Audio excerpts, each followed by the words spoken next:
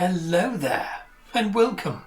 Today it's time for another vintage science fiction book haul. But today is something just a little bit special, at least for me. Okay, so last weekend I met up with my brothers for our monthly or so nerd session. We all meet up and play retro video games or board games, things of that nature. And prior to this fevered 12 hours of merriment, we all meet up at a Tesco or a Lidl or somewhere like that and stock up on various ales and nibbles of a vaguely medieval variety, breads, smoked cheeses and the like. Anyway, I was there waiting for my brothers to arrive, and who should bimble over to me but my brother Mark. Some of you may know him as Blade from my other gaming channel. Anyway, he sauntered over to my car with a package gripped in his hands. This one here. This carrier bag. To the casual observer, this might have been a bit of a shady deal going on. But what he had inside this bag was quite precious indeed. And we're going to get to that in one moment. He had been on a trip to San Francisco and visited a retro shop and got me some bloody books. We're going to check them out. All I've done so far is looked at the covers, but I haven't opened them at all and I haven't sniffed one of them. It's been hellish trying to stop myself doing it, but there we are. Okay, so you can hear the church bells ring in the background. We've got the satanic candle there. I took a hammer to it earlier and given it slightly more air. And we've also got our tipple of choice today, which is a can of Kakawa Chocolate Stout. 4.5%, contains lactose. Lovely. By Thornbridge. Now this is apparently brewed exclusively for Lidl. So, never tried it, never seen it. Let's have a gander. Good God.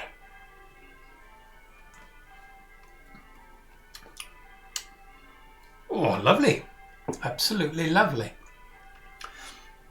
Definitely chocolate, of course. Treacly. Something else going on. We'll get to that as we go along. Anyway, let's crack on. So first thing to do, I think, is to check out the bag itself, because it's a beauty. Look at that. Amoeba Music. San Francisco. Got a couple of other branches. Got one in Hollywood and one in Berkeley. Yes, I might pop up some images here of the actual store. I would absolutely love to go there. He said he would have got me far more books, but of course there were weight restrictions on his return flight and he had other things to get. I'm going to go there one day and ship like a ton of it back. But anyway, these are bona fide American publications, so I'm really excited to get them out. Let's get them out. Okay, so I'm going to pluck them out as they come. And our first number is this beauty. Hello there. Well, we are familiar on this channel with the New English Library editions. A wonderful cover indeed. Look at that green. It's an emerald green. I don't know if my camera's doing it justice, but it's absolutely popping. We have the vestige here of an old price tag. I don't mind that. In fact, I like it. I just don't like the modern ones. And what have we got going on here? Who knows? Some kind of strange event. It beggars belief, in fact. I have no idea what's going on. Lots of figures all melding together. Look at this arm coming up here. No idea. Okay, looks nice. Slight tarnish there on the side, but it's okay. Norman Spinrad. Never heard of him. Agent of Chaos. I should have mentioned that from the beginning. Spine has some concavity to it, but otherwise okay. It's not remaindered stock. Hello. Oh, that's the Amoeba price tag there. Don't know what that says. Is that $4.99? I hope he didn't pay that much. It's got a UK price. This may actually be a UK publication. Okay, we're opening it. We're opening it. Agent of Chaos. No, I'm going to read the blurb. I'm getting too excited. Okay, here we go. Let's read this. Okay, the solar system was ruled by total error. There could only be one hope for galactic peace, and that meant violent death. 50 men were prepared to pay with their lives to destroy the council. Boris Johnson? Oh no, surely not. Our former Prime Minister, can't be him, felt the tension rising within him as the seconds crept by. He brushed his hands against the reassuring bulge of his laser gun. 1 minute! Exclamation mark. He glanced up at the sun leaking through the opaque plastic dome. Slowly, he edged closer to the platform, ready to kill. From the social chaos that followed assassination, there might come freedom. There were seconds to go. Now! Okay. Exciting stuff. Boris Johnson in another fucking dimension, battling evil, no doubt. Okay, what have we got here? This is a first edition, February 1972. That's not what this is. Yeah. It's 1972. Must be there. So it's the first edition of the New English Library edition, formally published in 1967. Okay, let's slowly leaf through this and see if we don't find some treasure. I don't think so. No. Hello, look at this. Hello? Okay, so this was formerly purchased at Stacy's, 581 Market Street, San Francisco. So it didn't make it out of San Francisco, it would appear. Is there a date there? 25th of September 1972. Oh, lovely. Look at that. This was formerly used as a bookmark, I would say. Look at the top. It's tarnished. It was poking out the top there originally, perhaps. Well, there we are. We found something at last. See if there's anything else. No, otherwise bare. Otherwise barren. Nice condition, though. Okay, it's time to sniff our first book from over in America. Check out that cover. Oh, rarefied smells from another continent. It's reassuring to know that across the pond they've still got wood. Oh yes. Wood, and there's definitely biscuit. Half a digestive biscuit. Just half. Very nice. Very nice indeed. Okay. Let's have a little glug.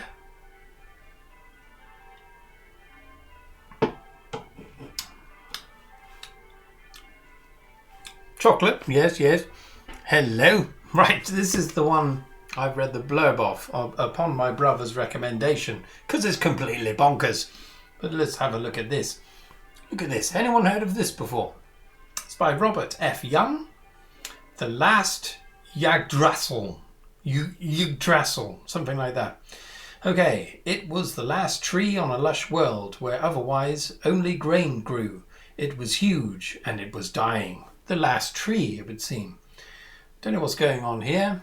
Looks like a tiny little greenhouse perhaps, or perhaps a solar panel maybe. And we've got a chap there who looks a bit like me back in the day. And there's signed there herring. And we've got a lady over here. Just about to see her there. You'll see her more clearly later. A spectral figure. Looks a little bit like Tinkerbell. It's Del Rey book. Ballantine, and this is an American issue, $1.95 originally. Spine is not bad. I don't think this has been read, despite it looking rather scuffed. There's no lines there, but it is quite a thin book, so perhaps it wasn't buckled. We have a number 1 printed on the bottom there. What's going on there? And again here, perhaps again remained in stock. Okay, we've got the Amoeba price tag on the back of it. Let's read this blurb and see what you think. Out on a limb. To rid the world of the dying giant would take more than just 2 men with chainsaws. So the people of New America called on TreeCo, Interstellar Tree Removal Service. The luck of the draw gave Tom Strong his chance to confront and overcome his own fears by bringing down this colossus. So staggering an event was that a holovision crew had been sent to record it for a galaxy-wide audience. It was man against nature, the timeless struggle, and Strong was certain to win, until he met the Dryad, who lived in the tree. A sexy young nymph, one would imagine. This is an American cover, I'd say. Let's have a look inside. Hello, we've got a little bit of daubing. Wait a minute. Got a tiny hair poking out the side here. You're not going to be able to see that. Oh, you might be able to. Can we use the satanic candle? You can just see a little hair there. I wonder what's that about. Let's pull it out. Discard it. Okay, so 95 cents perhaps, and some other strange daubing. No idea what that's about. In pencil, we have a spattering of some kind of ancient fluid, perhaps, seed. Yes, lovely. It all looks fine. Okay, copyright 1982. First edition 98. This is the first edition of a book I've never heard of. Have any of you heard of this? To be honest, it got me at the word chainsaw. A science fiction book that includes chainsaws. Quite interesting. Okay. Condition is pretty good. Yeah, I've never heard of him either. Very good condition. I don't think it's been read. Okay. Cast your eyes over that cover, and I'm going to get into this one. Here we go.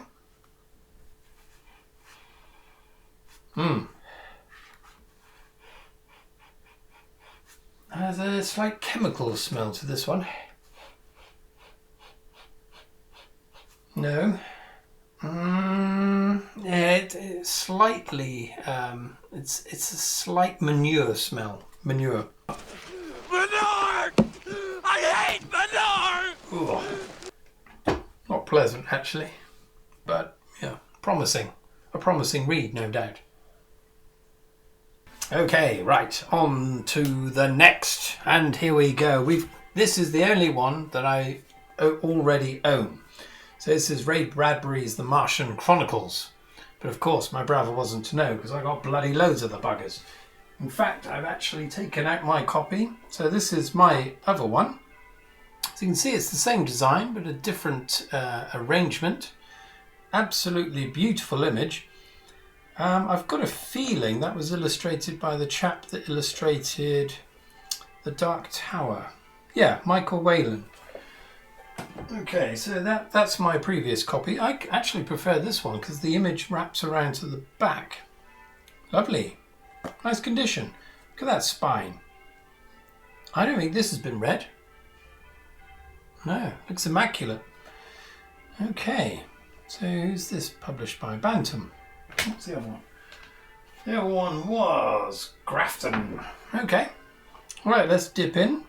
I won't read the blurb because I've read this before. I imagine many of you have. It's just a collection of short stories bound together by the concept of being on Mars.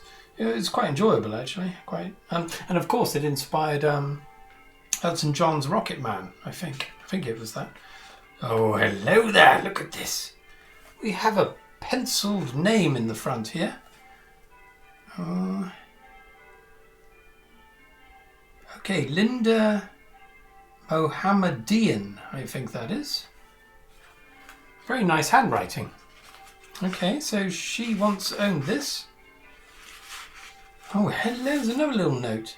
No time for fun during war. Good Lord. Okay, it is good to renew one's wonder, said the philosopher. Space travel has again made children of us all. No time for fun during war. Okay. I wonder if this past reader has left other daubings. We shall look in a moment. Let's just look at the publication date.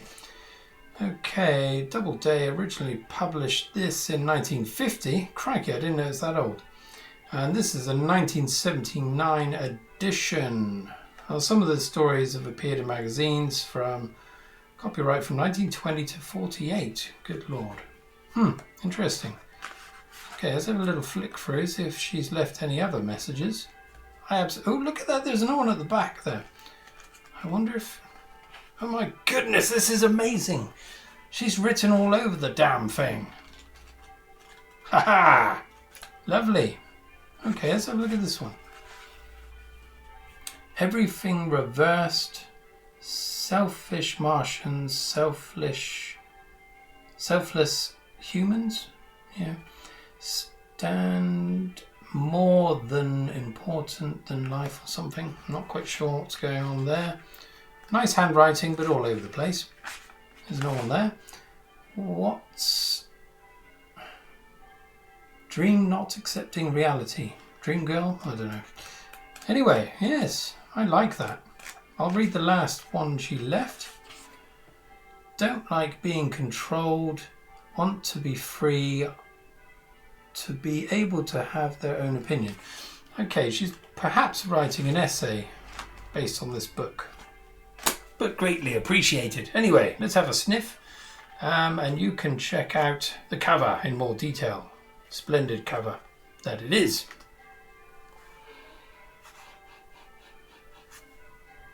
It's probably my imagination playing tricks with me here. I don't know though. Tell you what. I mean, there's wood. Goes without saying. But in the background, a very, very tiny amount of perfume. I'm probably imagining that, but I think there's something there. It's sweet. It's sweet, but old. Okay, there we are. There's book 3. We've got 3 more to go. Okay, the next one. I'll tell you what, let's have another drink first. Let's prolong this excitement. Well, at least for me.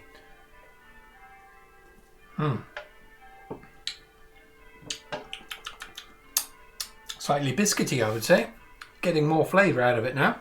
Probably because I've been inhaling these old books. Okay, here's the next one. And look at this.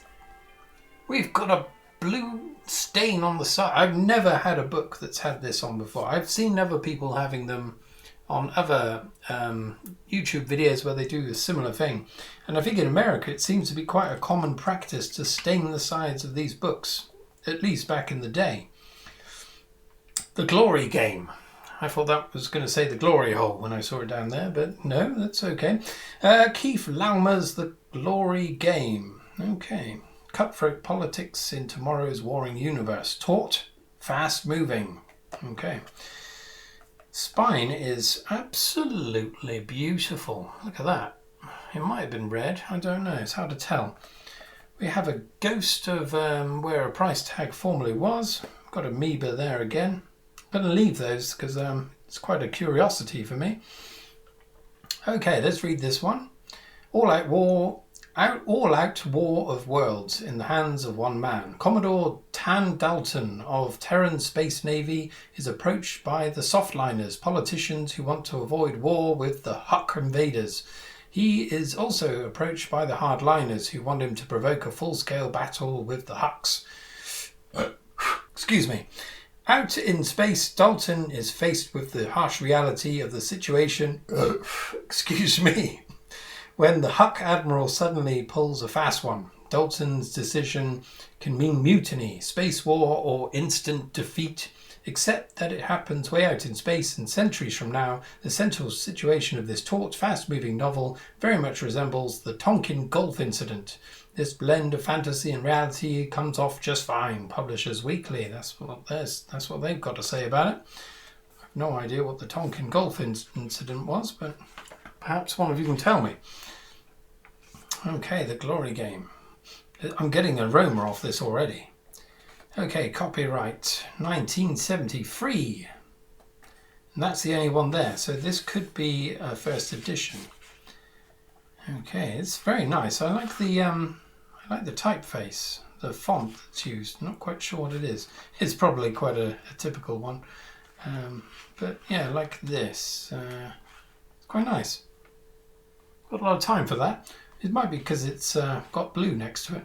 The only thing I would say is that it's set very high to the top of the page, which is a little unusual. Otherwise, nothing out of the ordinary there. Hello, look at this. Clipper mail this special shipping label. We will send you all 6 of these widely acclaimed reference paperbacks. Good God. No, no thank you. Let these get-ahead books help you write better, read faster, speak more effectively. I could do with the speaking one because I do talk a load of gibberish. Cover-wise, the design is quite simple, but it's pleasant. I like this font as well. Anyway, let's get into it. You can have a look at that. There's not much to see, to be fair. It's quite a nice little spaceship. Okay, in we go. Okay, this is similar to the tree one. It's probably this blue. I hope it's not poisonous. It's not manure. It's more disinfectant kind of smell. No wood actually. No wood in this one. How strange. Okay, 2 left. Savouring it. Savouring it.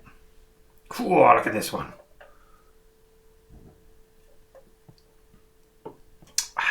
Okay, right, let's dive in. Okay, hello there.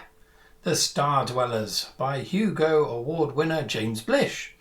Okay, so I've got a few Blish books. I got it in that great big 60 book haul, I think. I've got a few in there. Never read him before. 40 cents originally. So this is a really old one. Look at that. I've got this might have been it might have been a library book before. We've got something here. It's a bit of tape here. It looks like it could be a Dewey Decimal thingamajog. Maybe. Okay, the Star Dwellers. The spine is quite dirty, I would say. But pleasing. Oh, look at that. Interesting. So we've got a bit of this motif that's referencing the front cover. God knows what's going on there. We've got a kind of a spaceman. No, I think it might be a robot. You'll have a better look in a bit. And I think there's a more close-up one. You can see his really odd-looking head. And all of this stuff pouring out in a psychedelic way. Who knows? Okay, let's read it. The inhabitants of Terra nicknamed them angels. They were exquisitely beautiful, these shimmering, fiery creatures, highly intelligent and playful. Yet they were awesome too, considering that the youngest were 4 million years old, and the oldest probably participated in the first cause, which had given birth to the whole universe. Christ! Young space cadet Jack Loftus was almost overwhelmed when he had to assume the responsibility of negotiating a treaty with them, a treaty which could mean the life or death of Earth and mankind. Good God. It's another... I didn't notice that. So this has been stained as well. There's probably a term to describe this staining. I just call it staining. This is it's like a dark green, I would say, but it's probably blue before. Let's get into it. Okay, we've got a bit of damage here. I think that's what this tape was for, actually. It was an attempt to repair it. Not very well, unfortunately. But that's okay. I wouldn't be able to do any better. Star Dwellers. Okay. Copyright 1961. This is quite an old one. Good God. I mean, it feels it. It feels like it might fall apart at any moment. Okay, we've got no back matter. Otherwise, it's okay inside, but the paper's very aged. Anyone read this one before? I've never heard of it personally, but that doesn't mean anything because I don't know that much about James Blish. Okay, cast your eyes over the cover, and I'm going to stick my nose in this ancient book. So 61, so 60 years. Oh. Well, this is...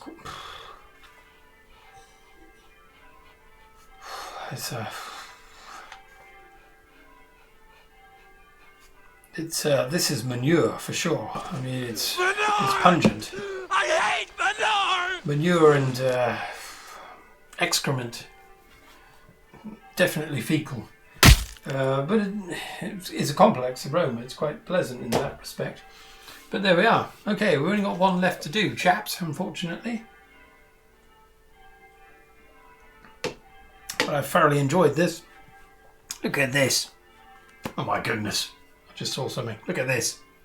Autographed copy. Okay, this is Yesterday's Porn. Not P-O-R-N, but of the chess variety, thank goodness. I don't think this is that old. Who can tell? An ancient artifact would make Gary a player in an interstellar conflict through space-time and the meta-matrix. Okay, W.T. Quick. We've got an autograph in here by the fellow. This has not been read. But whoever purchased this book obviously wanted to keep it pristine because they had it autographed. One would think. The sides are stained in a kind of piss yellow. I'm not sure I like that really. Although, to be fair, it does go well with the blue and the title and the author's name in the same colour. The staining hasn't been completely perfectly done. There's a slight shape there. I'm being very pernickety here. Otherwise, this is an Amoeba clearance item. Okay, I'll quickly read this if you don't mind. Okay, wormholes through space and time. When alien races discovered that travel between two worlds was possible, the knowledge reached humans who began searching for a faster-than-light drive of their own. That was when Gary came up with the great idea that the secret of the FTL drive, faster-than-light drive, was held in the form of a mysterious artifact by the Kurzgetufen, a long-vanished race. So when he saw the little rat-faced man staring into his father's pawn shop with what was obviously a Kurzgetufen artifact, he couldn't turn it down. And that was how the trouble began. Within hours, the shop was destroyed, his father was in the hospital, and Gary himself was hunted by interstellar agents on a chase through space and time. He had become the ultimate pawn. Good God, sorry. In a conflict that could destroy the human race. Apologies, it's absolutely disgraceful. But that's one of the drawbacks of drinking ale whilst you're perusing books. Okay, so a kind of a whimsical tale, a comic book style affair, perhaps. I would hope so. It sounds a bit bonkers. Got some kind of mechanized creature here with webbed metallic feet. We have our typical hero there in a bulbous helmet, brandishing a pretty crap-looking laser gun. In the background, various things kicking off, including this fucking laser beam. Okay, right, let's dive in. Okay, first off, we've got a date. So one presumes this is when the book was signed. The 10th of the 11th, 89. In America, it's the other way around though, isn't it? So I guess that would be the 11th of October, 89? I don't know. Here we go. Look at this. There he is. Look at the way he's signed the 8s there. Yes, this is the American format, so the day is in the middle. 28, but his 8s are 2 balls. Look at that. Have you ever seen the like? Quite like it. Okay, WT quick. So WTQ. Don't know what the hell that is. I think he was in a bit of a hurry. There we are. Yeah, it's in very good condition. I think this was lovingly kept by a fan, but never read, I would say. Okay, nothing else going on.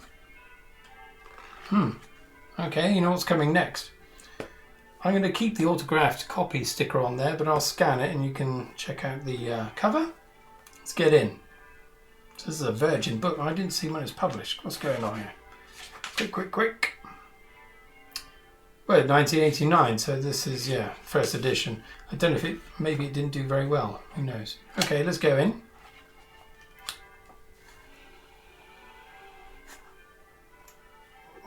Ooh.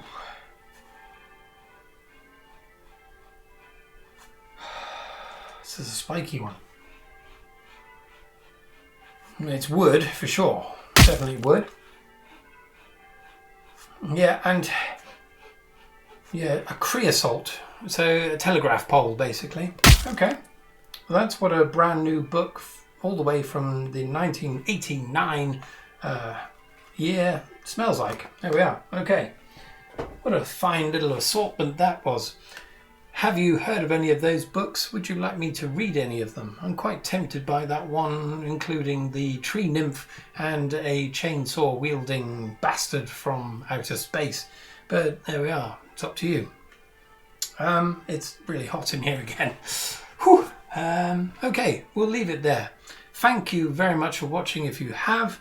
And I'll be back at some point with another book haul episode, but I don't have any books left to show you. What I might do is go through my bookcase at some point, because the books that are contained within here are from throughout my life, basically. So I've kept everything that I've liked. All the new stuff ends up over behind here. You can't really see it. So yeah, we might do that another time maybe. If that's something that takes your fancy, let me know and I will go through it shelf by shelf and I'll sniff the fucking lot. How about that? Okay, right, we'll leave it there. Cheers and see you next time. Cheerio.